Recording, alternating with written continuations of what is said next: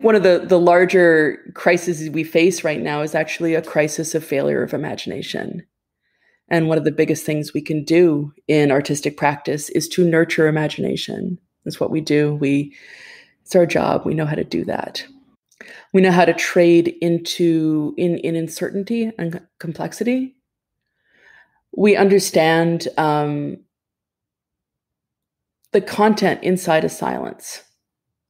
It's unlocking and speaking to ways of knowing and being and doing that when you start to try to talk about them in words is really challenging because it kind of ends up sounding like bumper stickers.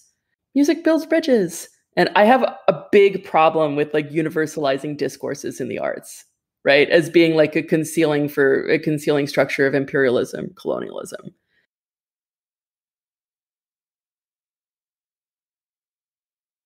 Another episode of the Conscient podcast. It's June 2nd. I'm with Tanya Kalmanovitch, who is a musician and many things.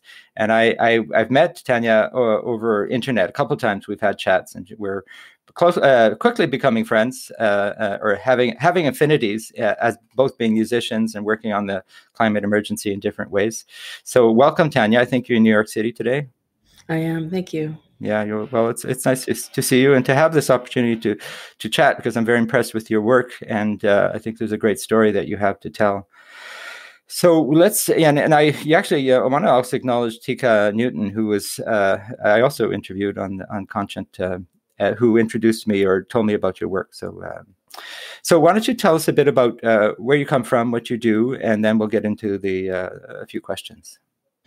Sure. Well, thank you so much, Claude. It's a pleasure to join you in this conversation. So, I suppose one way to frame this would be to talk about the project that's brought us together, which is my project called Tar Sand Songbook, which at heart is a live multimedia performance that uses music and storytelling and sounds and images to tell this story really about how I came to renegotiate my relationship to my hometown, which is Fort McMurray, Alberta, which is significant because oil development really turned Fort McMurray into a slowly unfolding environmental disaster of massive proportions. So my performance piece comes out of my desire to use everything I have at my disposal, my musicianship, my citizenship, my scholarship, my family history, my ability to write, to work with words, to work with music, to create these conditions by which we can be present to things we don't normally wish to look at or might not otherwise be able to perceive fully. So what I started doing a few years ago was going back home, really for the first time since my childhood, and meeting with people. And the performance weaves together that story along with research and field recordings and live music. And my voice really joins those of the people with whom I spoke, the people who shared their stories with me. So it's First Nations elders and environmental activists, engineers, oil patch workers, teachers, and members of my own family.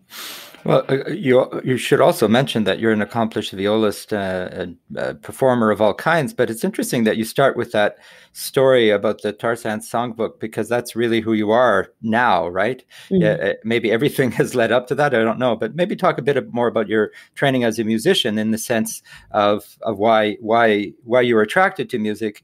And I know that it's intimately connected to what you just talked about and your values. But yeah. Music. So, your question really gets at the heart of something really important in the work that I'm doing here. I'll go back to another story. In January 1984, I think CBC Television aired this full-length documentary on the show The Journal, where journalist Peter Kent really broke the story about what he called the greenhouse effect in planet Earth. And I watched that as a 13-year-old. This was one of the first major media reports on the subject, and it pierced through my consciousness. I saw that for the first time, the implication of sort of the oiliness of Alberta, the way the conditions of my life were wrapped up and implicated in oil. And at that point, I made this decision that I would become a professional musician, because I thought music had nothing to do with oil, right? So I saw that there was kind of like two sorts of jobs you could do in Alberta. One path would lead directly or indirectly to working in oil or for oil, and the other path might serve some other purpose. It took me until 30 years later, my mid 40s or late 40s, to really realize that oil was in fact the condition of my musicianship. So actually, music has everything to do with oil. So to wind back, my mother was born on a subsistence farm in central Manitoba, in a Ukrainian family. She didn't have electricity or running water or plumbing, but she had a very, very strong value on education, and that comes from my grandmother. And so when oil kind of convened the opportunity for my father and my mother and my infant brother to move to Fort McMurray to take a warehouse job, they gave you a house in which you could have a piano. And one of the first things my mother started doing was teaching herself to play the piano so that she could teach my brother and teach me. So for her, the importance of music was not so much that I would become a professional musician, but more that I would become someone who could be who could be available to music, or for whom music could become available as a tool to perceive beauty, to experience grace. So that was her intention, really, was that music would be this conduit towards activating like a higher sense of self, a higher sense of choices and possibilities in the world, in a sense, activating imagination and empathy. And we never talked about it at the time, right? But that was really the function and purpose of musical training.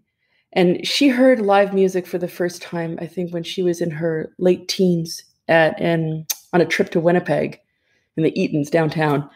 And the first time she heard a symphony orchestra was at Keano College at a gymnasium in Fort McMurray when the Edmonton Symphony went up.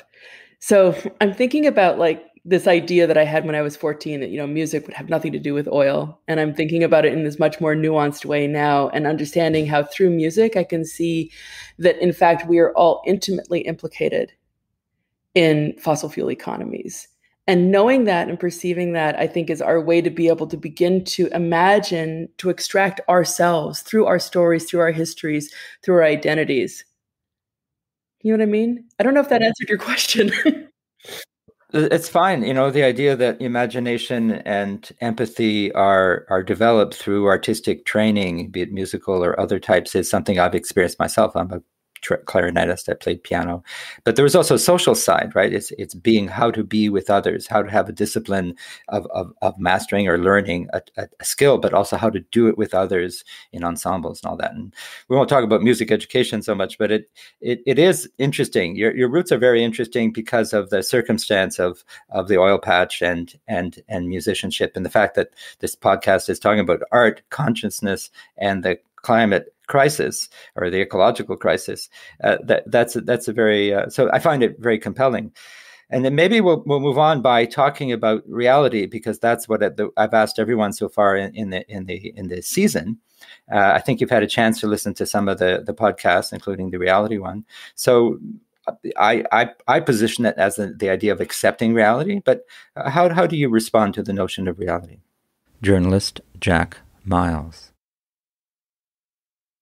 Reality, as defined by the Oxford Dictionary, is the state of things as they actually exist, as opposed to an idealistic or notional idea of them.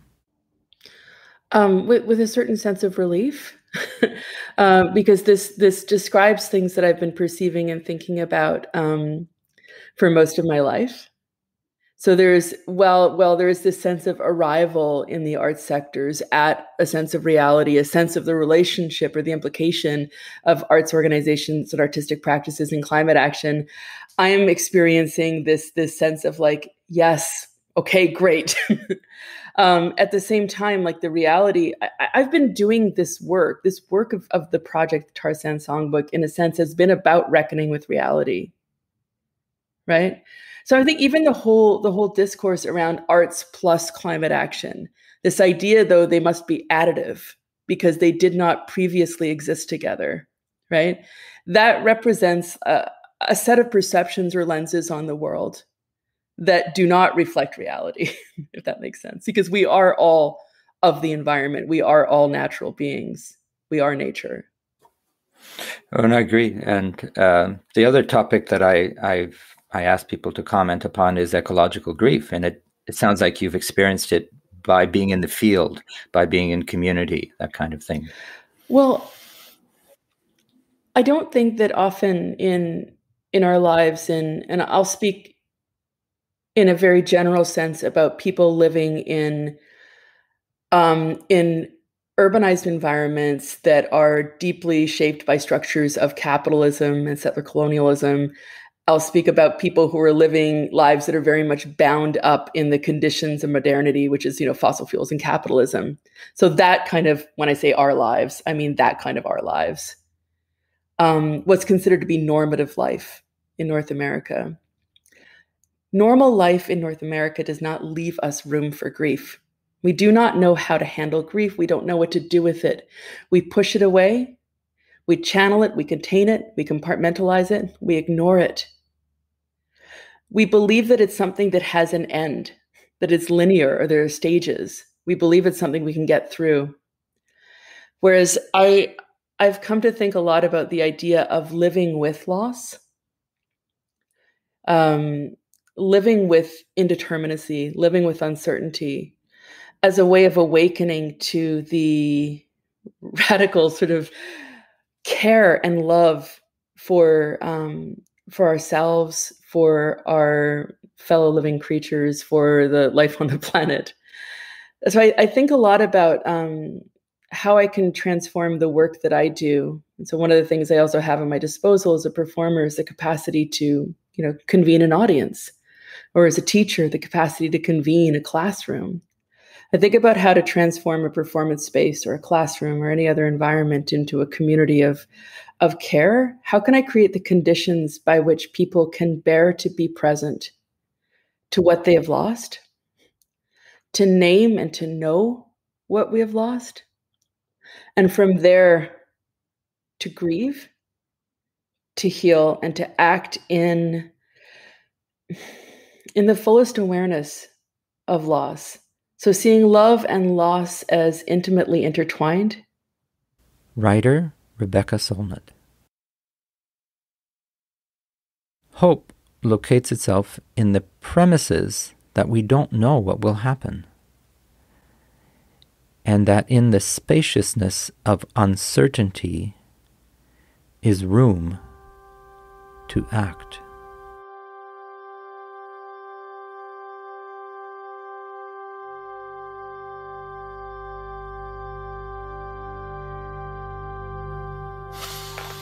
Well, the term loss comes to mind because just this week in Canada, or it's actually June 3rd, not June 2nd, there was an announcement recently of the discovery of children's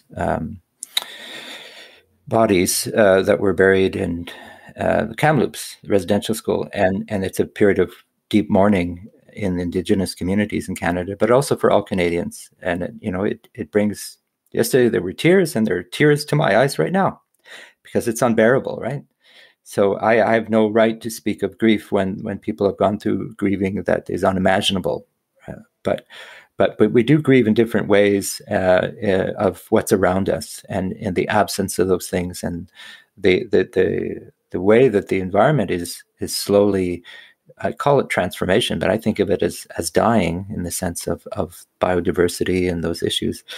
It's something that we do. I think you're right, Tanya, that it's important to not only acknowledge it, but to work through it.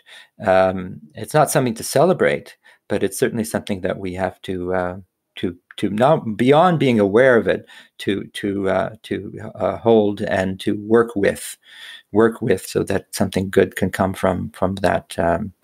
Awareness of loss. Anyway, thank you for your thoughts on that. It's a difficult topic. I do have another thought on that, which is that I think for me, a lot of the value in my work on this project was that going back to that sort of framework of sort of capitalist settler colonialist kind of urban contemporary life. What that asks us to do is to erase all of these parts of ourselves. So when my mother wanted me to become a violinist, she did not want me to become a fiddle player, right? That wasn't in her mind. So fiddle, my Uncle Cecil loved the fiddle. When Métis fiddler Andy DeJarlis would come on the radio, which they could only turn on the radio for a few hours a day, the party line would ring, everybody would gather around and listen to him. So the fiddle was an intimate part of my family's life. And one thing I've worked through, for example, in this piece is trying to come to terms with the difference between a fiddle and a violin, right? In this sense. So why is it that we assume that progress flows in Canada from east to west and from south to north? Or that what we think of as progress is indeed progress, right? Why is it that it was more desirable to become the kind of violinist who could gain admission to a summer program, a masterclass at the Banff Centre for the Arts, than to be a fiddler who could make people's feet move and convene community and culture? So those kinds of hierarchies are also, so I'm thinking about how in this work, what I've been able to do is to start to painstakingly map those big structures that shape these existential issues we face precisely onto the level of my own body, my own life, and my own family history, right? So I can see how structures like that work in my psyche, how I've internalized them, and how I have asked myself to cut off parts of my story, to deny in myself parts of my experience.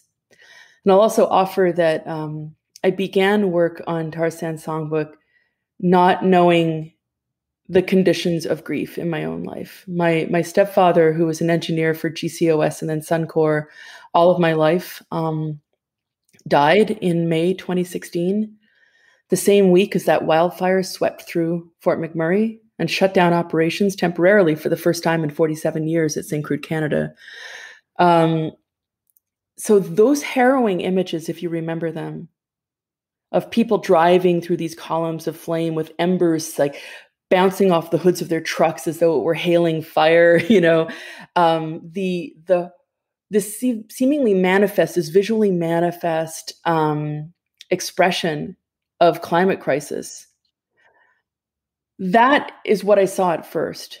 But in time, I came to see that I was also grieving my loss of my relationship to my stepfather and also the loss of my stepbrother, Philip, who was killed in a pipeline explosion at Suncor in 1981, and how we never spoke of those things. So what I think about in the performance is also this idea of opening up a ritual space. I mean, look, I got to be honest, performing is so hard. And I hate doing it a lot of time. Like beforehand, I'm like, I never want to do this. No, I can't do this.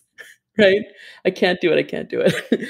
And then the moment I cross that threshold, and I'm not saying necessarily it's a proscenium stage, but the threshold into the space of the performance, I have to radically accept myself as I am, right? And I have to accept that I have a job to do. In the first 20 seconds, I must tell the audience that they are safe, that they've come to the right place, that they are in good hands, and that their time will be well invested, right?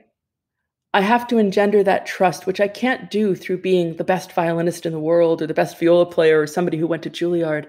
I have to do it on the level of radical authenticity and a certain measure of skill.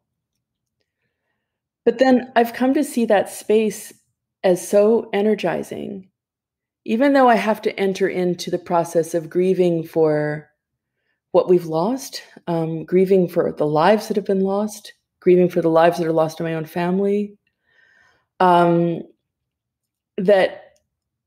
ritual act of like holding that space for grief allows me then to hold the space for hope.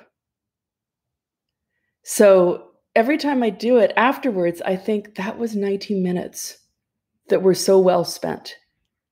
And of course, the envelope of a performance is never just the 75 or 90 minutes. It's days and weeks of activity on either end, right? So I try to see all of that as part of the practice of an offering to an audience of the space that's necessary to do this work, if that makes sense to you.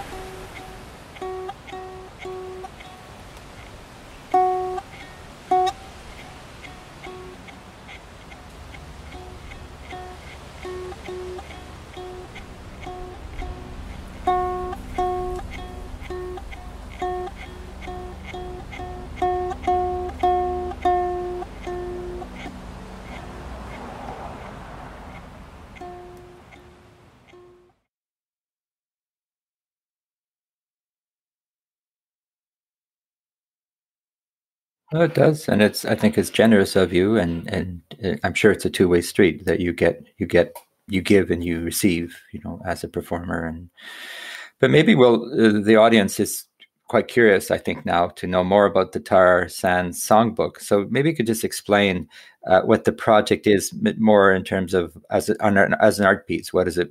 What does it sound like? How do you perform it? So that an idea of you've chosen this piece as a vehicle for over 10 years. You have a large vision of it. What is it? And then how do you see it having an impact on your audiences? You've answered that partially already, but what do you aspire to going forward from this piece?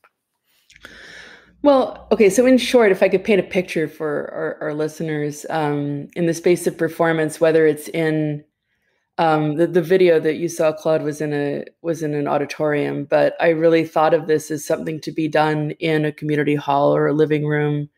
I've performed a version of it in a teepee at the Healing Gathering for the Land and Water. I've done it in living rooms and tiny classrooms, any space really where you can gather a few people.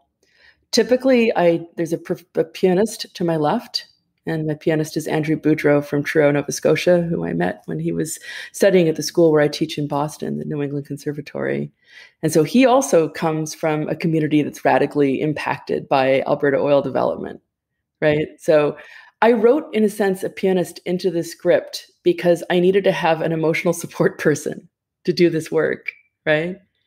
And because there's a way in which doing the really difficult work of speaking and telling stories and holding that space with your voice. When I first started doing this, I remember the first day I had a rehearsal with a pianist, I just settled myself into the crook of the piano and said, oh my God, thank God the band is here. Because I know what I'm doing in the space of musical performance because I've done so much of that. But anyway, you see me in the center, I suppose, the pianist to my left, and to my right, I'll have a little table with a laptop that has visual media and sound cues. And so I alternate weaving, I hopefully deftly in performance, between using the violin or the fiddle. They're both the same instrument. I do explain that in the show. Telling my story, here and there hitting a little space bar on the computer that allows you to hear suddenly the voice of my mother blossom through the speakers. Or to hear the voice of Alice Rigney, a Dene elder in Fort Chipewyan, talking about her losses. You can hear and see the people that I've spoken with. There's a moment where I talk about meeting a Cree songwriter, Sheldon Hughes, at the Healing Gathering for the Land and Water, and wanting to play with him. And he said, I'm not going to get a fiddle player here, or something like that. And I took this as like this, offense. I thought, no, I'm going to join him anyway.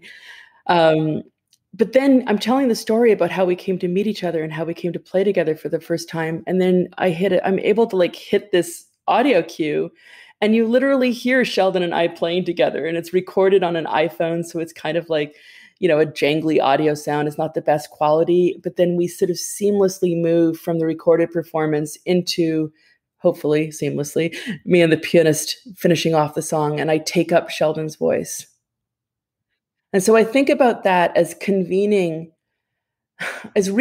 that moment. It's doing memory work, right? It's saying that I declare that I will remain present to this story. I will not look away. I will not forget. I will stay present in relationship to the land, stay present in relationship to people, right? Stay present in that sense in relationship to the natural world. So anyway, that was just the first part of the answer to your question. But that's sort of what happens on stage. And by the time you come through it, if I've done my job well, we will have laughed together. We will probably have cried. We will have participated in this kind of ritual arc of understanding in a deep sense, remembering and seeing and knowing what has happened, and having a way out, a way of reauthoring our story. So when I perform the way that I've reauthored my story of my relationship to my hometown, I hope that I make it possible for others to do the same. Now, the 10-year span that you mentioned, when I first started working on this, my previous work really was in jazz and creative improvised music. And, there you have to spend like anywhere from $5,000 to $15,000 to make a record. Imagine my surprise when I found out how much it costs to do live theater. It was like 50,000 or more. And I became quickly disenchanted with the structures of the art market and the way that it enacted a whole set of limitations on what I could do. So I had to court the favor and attention of funders. I had to court and favor the attention of producers, of team members. And there would be a life cycle on my piece, right? Because it's part of the market. It comes on, you perform it for a certain amount of time, and then it's done. I became restless, and also bear in mind that I'm working at a distance. I'm working in New York, where I live, and I can't be with people who understand Canada or Alberta, let alone the North, right? So I became increasingly disenchanted with the pressures of trying to turn out a product that could be showcased at, a performing arts convention like APAP, bought, sold, traded like a commodity. And instead, I decided to remove it from that setting and to treat it as a kind of a performance piece, a durational piece that would take place over, and I just randomly decided this at the time, it was like 2019. So I said, I'll do it from 2020 to 2030, because the UN IPCC report came out in 2018 saying that 2030 was the deadline by which we needed to make sort of very, very thoroughgoing changes in order to constrain temperature rise to the maximum of 1.5 degrees Celsius. So I thought, whatever I do in this time is critical. So I'll offer that the support of you mentioned Tika Newton, who I met because of Joanna Bull in Halifax, where I did a reading. Joanna Bull from the Ecology Action Center. She introduced me to Tika, and then Tika put in front of me an opportunity that came through from Judith Marcuse and the Center for Arts and for Social Change, the fellowship program that placed artists in relationship with environmental organizations. So I was able to spend a good, almost a year as sort of a relational artist in residence with Climate Action Network Canada, and also working with Judith Marcuse to start to develop a set of, in a sense, like participatory practices. So I came up with this model that instead of doing a performance and then I'm in and out, so kind of extractive in that sense, instead I would stay in relationship to a community for some time. My idea is that there's a performance, which is sort of my offering, but then there's also a series of participatory workshops where community members can sound their own stories about where we've come from, how they're living today, and the future in which they wish to live, what their needs are, what their griefs are. So here I'm thinking about using oral history and storytelling as a practice that promotes ways of knowing and doing and healing, not as an extractive practice, as in so much documentary work or journalistic work, where, I don't know, Leonardo DiCaprio flies in on a private jet and, does the ice bucket challenge and then leaves. Although there's a role for that. But here I'm thinking about storytelling as a sort of a participatory and circulatory mechanism that promotes healing. And from this, I have so much to learn from Indigenous storytelling practices. And I see this as really the next chapter of my development in this work. So my idea was not so much to pull people's stories out and put them into new versions of the tar sand songbook, but to continue to develop my story, to understand my story, so that I can be of best service to life on the planet. Writer Richard Wagamese. To use the act of breathing to shape air into sounds that take on the context of language, that lifts and transports those that hear it, takes them beyond what they think and know and feel, and empowers them to think and feel and know even more. We're storytellers, really. That's what we do. That is our power as human beings.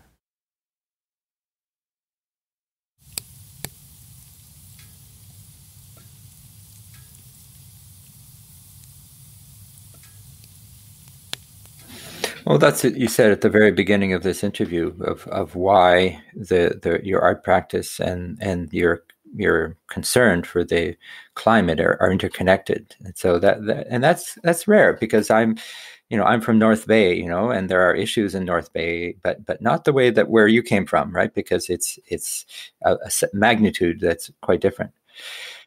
Well, I mean, the social pressure to silence is so strong in Alberta. Yeah. There are really big social costs to speaking up. And I think that part of the thing for me of people talk about that social license to operate, the way that oil companies in basically a marketing and public relations sense do things like fund arts organizations. They fund initiatives that seem to promote their role as a benevolent force in the community, while completely concealing their role in destroying communities, right? So in a part, this is about dismantling the social license to operate as it's been installed in my own psyche. No, I hear you, and those issues that we need to talk about, and it gets very real, talking about reality when you're talking about your lived experience in the field.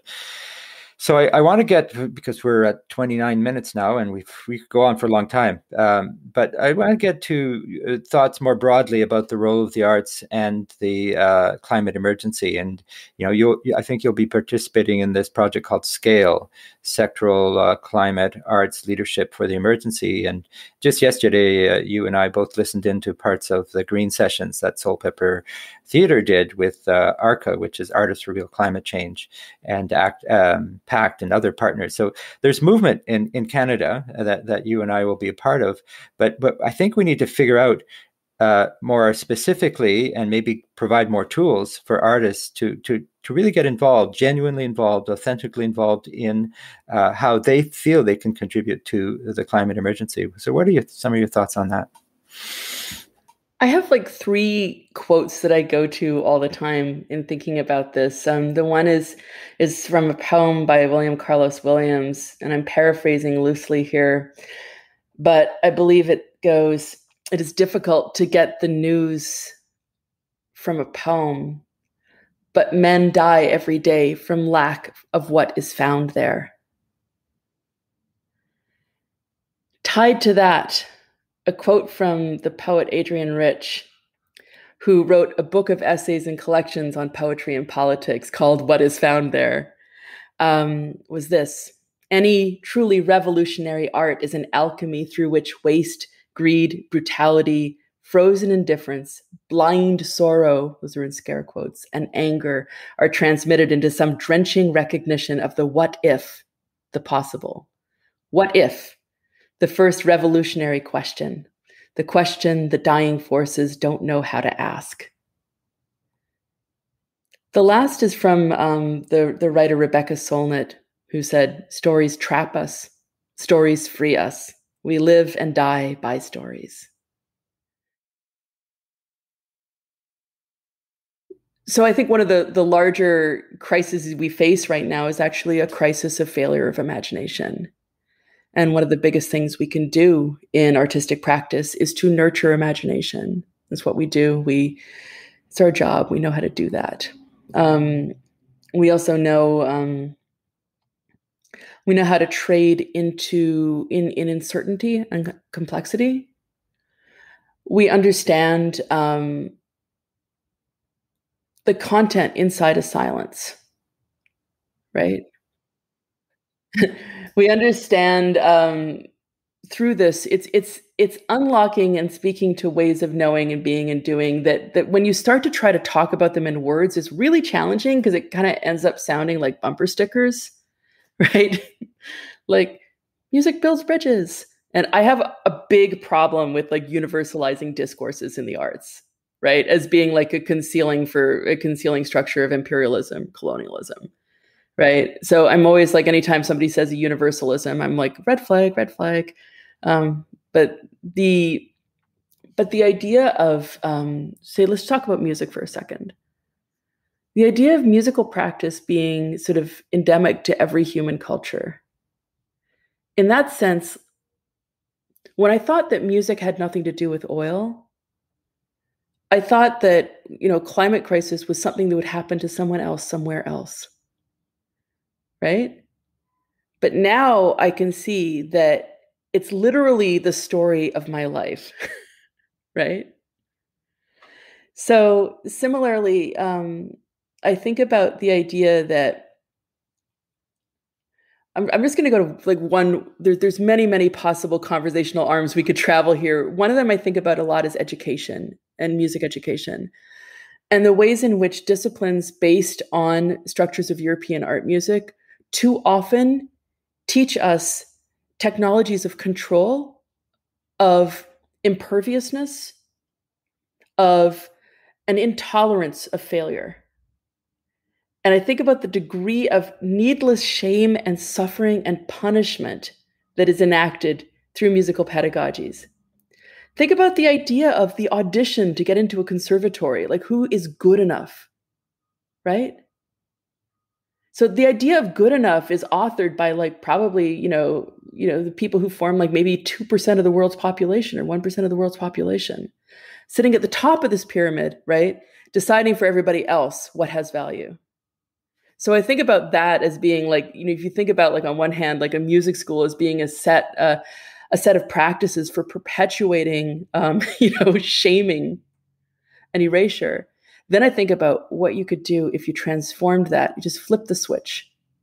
You don't have to like radically reconfigure everything, but it's an understanding of like a different order of value that we serve. So that's one of the spaces where I hope that I can be of service, because I have dedicated most of my professional life to working in institutions that train young performers. But then amplify that a little bit more by thinking about the idea that we are all, every one of us, musicians.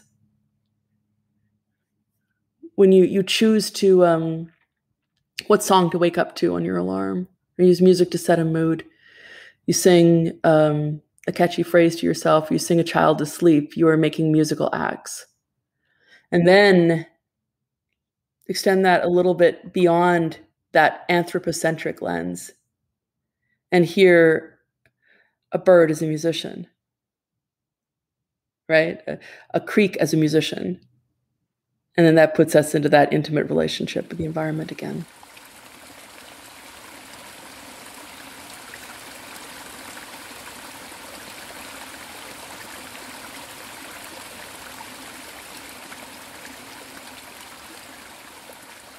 Well, then you get into my world of soundscapes and acoustic ecology, and the sounds around us are living beings. Even though they're recorded, they're like memories, but we interact with them. One of the first conversations I did this season is with composer Hildegard Westerkamp, who's a really developed the field of sound walking. I'm struggling for words because I don't know how to describe her because she's so brilliant. But she's a listener, right?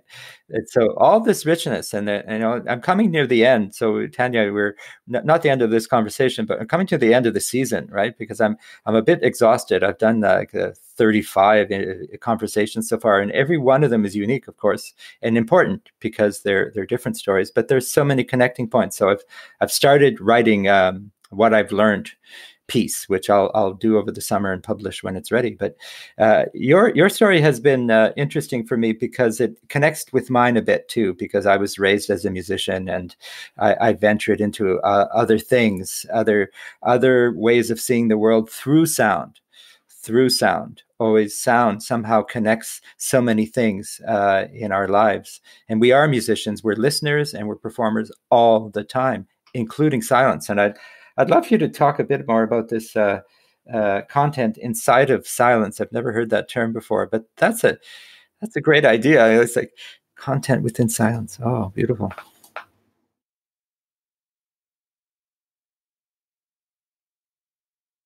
Okay, well, two ways of thinking about this. And these are both going to come from examples of musical practice. So when you're playing music as an interpretive performer, so say you're deciding to perform a Bach cello suite, most orthodox of canonic classical performance here, right? You are functioning as a co-composer.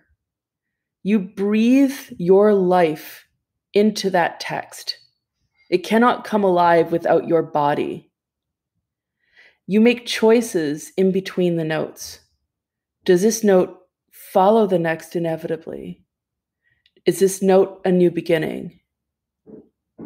Is it a hesitation and then picking up again? Or is it a pause of resignation? There's infinite qualities in that space. You might think of it as being like an entire galaxy of choices, right? And we work and swim and navigate those choices.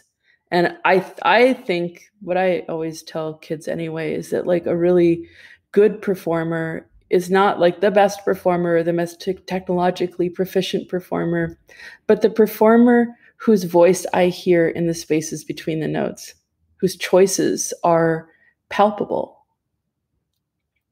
And the other is this. I spend most of my time, as a performer has been spent either composing really sort of epigrammatic or fragmentary pieces that allow for a high degree of performer choice. So working in terms of open form scores, scores that introduce indeterminate structures, but also working a lot in the world of free improvisation.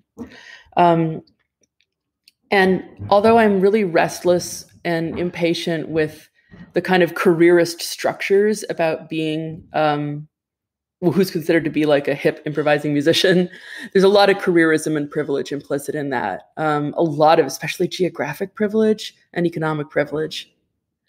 But I'll set that aside for a second and say that in those spaces, what I prize most is a performer who can hold space. So I had a recording I did a few years ago with another improvising viola player, Matt Maneri. The span of our recording, we spent about 4 or 6 hours in a concert hall just recording different tracks. And then we later pulled the ones we wanted for the album. We did no editing to them to speak of. So it was as it happened in real time. And I was astonished to hear one track that had a 17-second silence. And usually when you work with free improvisers, silence means, oh, we've reached the end. And there's this kind of awkward thing where it looks around, are we done? Huh? We're done? Oh, okay, we're done. But then one guy dribbles on and like, oh no, we're not done. Right? But yeah, exactly. It's like, oh God, I thought we were done. So in this case, 17 seconds go on. I remember keenly what those seconds felt like. They felt like 2 seconds or something, not 17. And I came to realize that inside those 17 seconds was all the music that had to be unvoiced, right? But it's still music.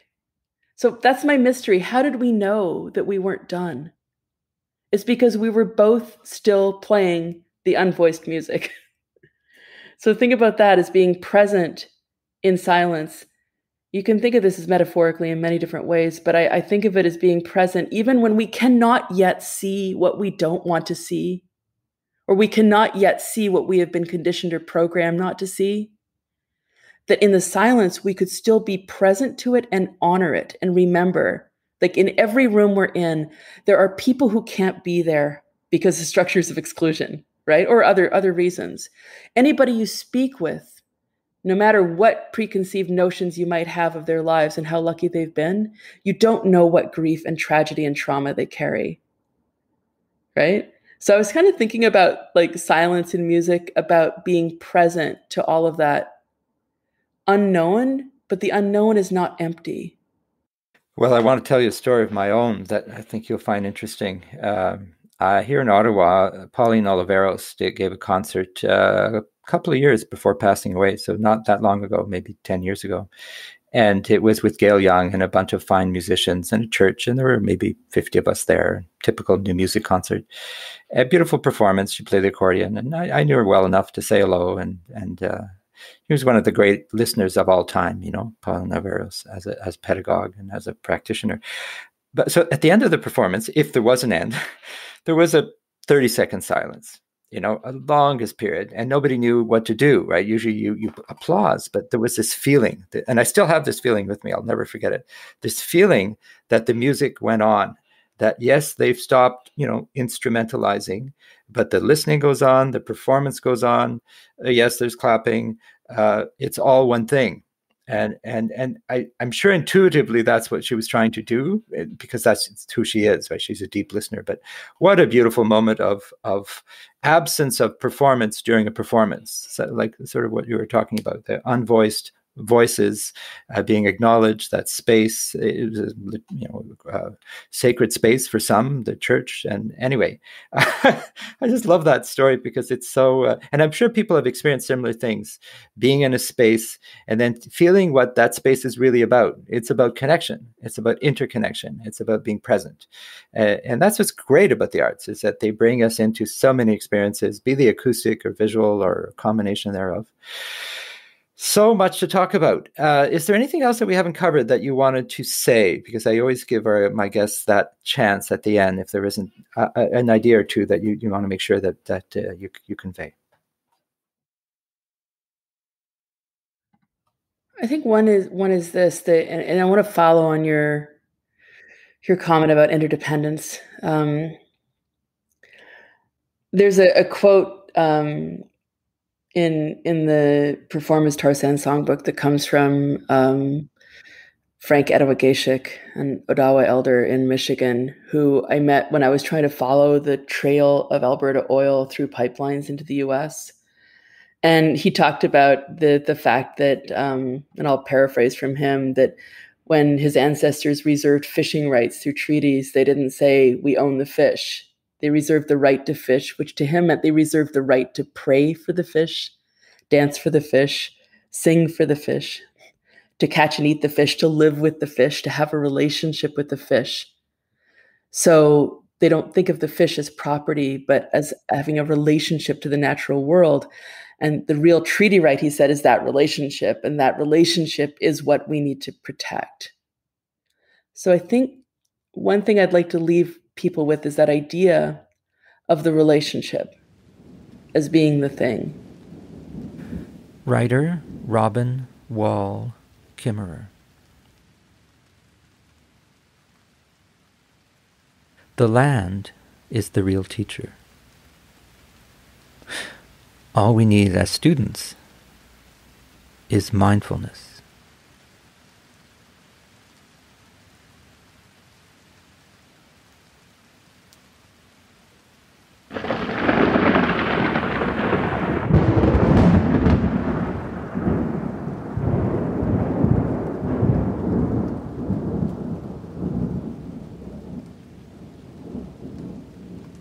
The other is and we already touched on this, but the radical question of what if. That is being sort of a radical and revolutionary work. which is a lot harder than it sounds, right? And a lot more joyful and a lot easier when you do it with others. And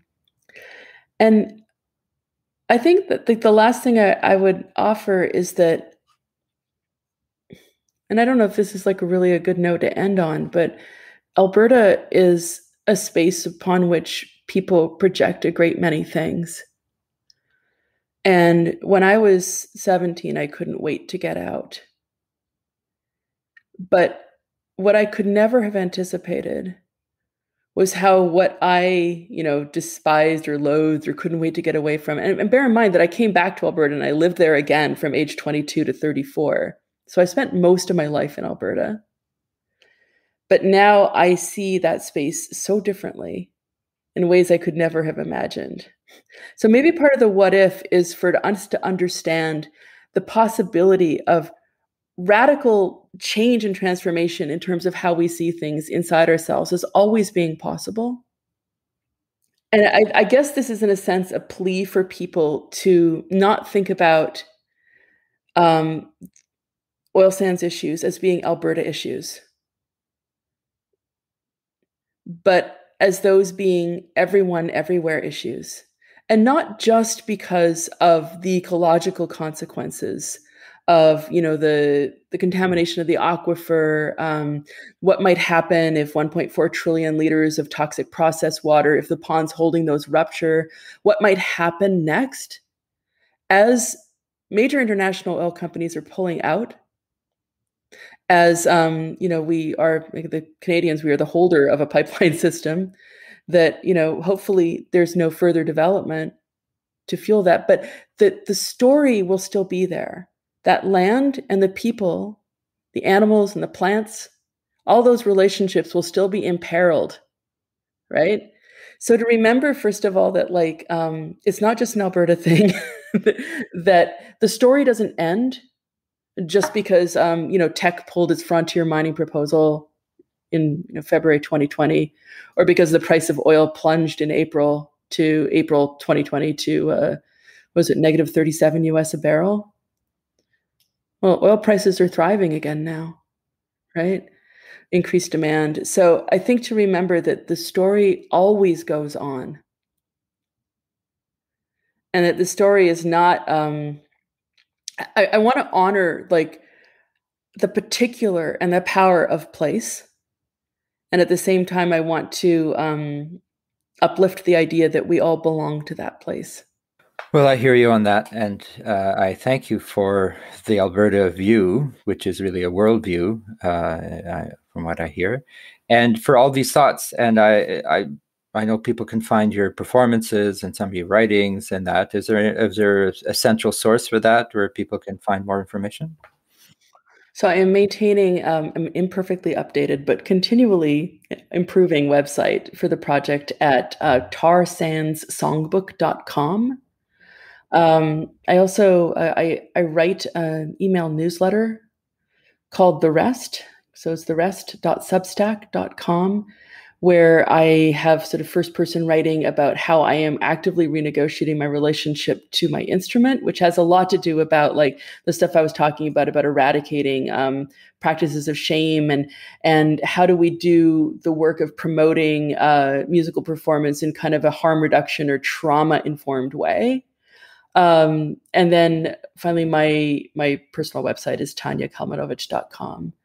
I hope that, with the gracious support of the Canada Council for the Arts, I have funding to launch the first of my pipeline tours, but I am waiting for travel restrictions and for safe conditions to convene again. And that's indeterminate, but at the same time, I do have a digital residency model ready to go. So if any communities are interested or organizations are interested in hosting a performance, I am available for discussion. And I try to keep a commitment to making performances available as much as possible, lifting it up out of the realm of the marketplace. That doesn't mean I can afford to work for free, but it means that there's always a way. Well, that call is out now. And I look forward to experiencing it in person one day. It might end up being a digital version of it because that's more and more common. But we're getting better at that. We're learning how to transmit the essence of an artwork in different ways: channel A, channel B, channel C, and then maybe eventually we experience the real thing. But in a way, they're all the real thing if you understand what's trying to be achieved, right? Anyway, we'll leave it at that, Tanya. So thank you very much for this conversation, and I look forward to more. Yeah, thank you very much, Claude.